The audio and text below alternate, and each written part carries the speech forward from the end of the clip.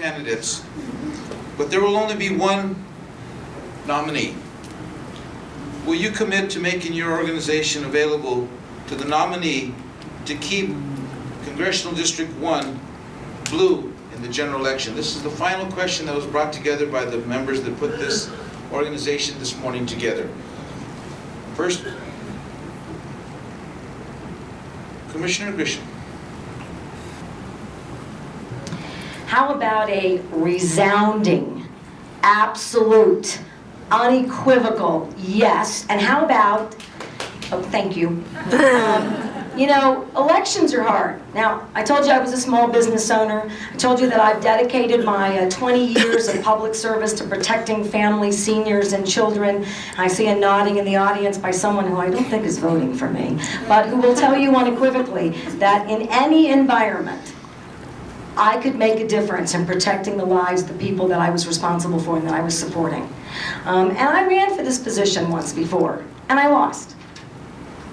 And I supported Martin Heinrich, and I supported Obama, and I became one of Obama's national health care surrogates. I was on the ground, I was door to door, because it means something to me to make sure that progressive democratic values are sustained and that real actions that improve the quality of our lives. Ladies and gentlemen, that's why I'm a lifelong Democrat. You betcha.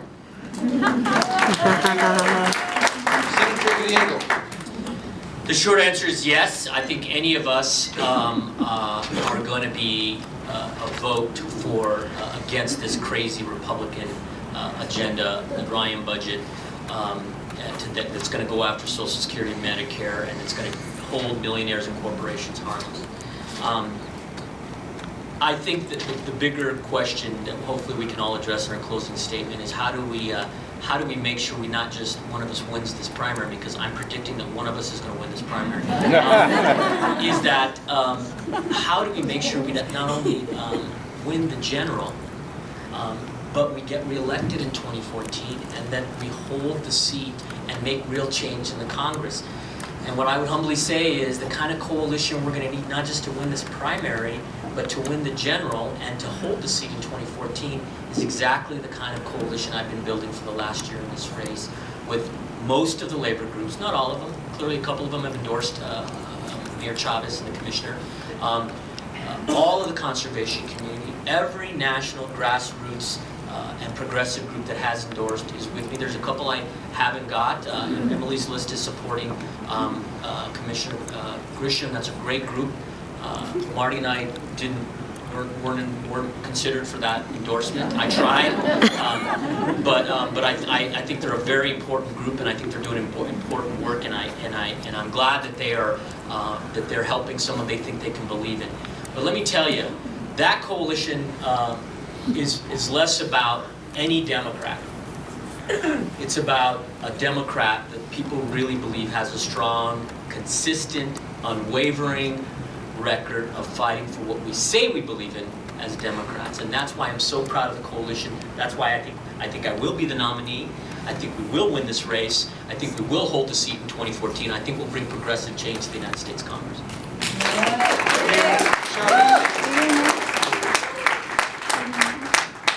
My late father was a state representative in 1952 from Magdalena, New Mexico. He served one term. He said, "Not for me." He quit unopposed. He probably made the right choice. I am a yellow dog Democrat, pure and simple. I've had the opportunity to serve in partisan capacity.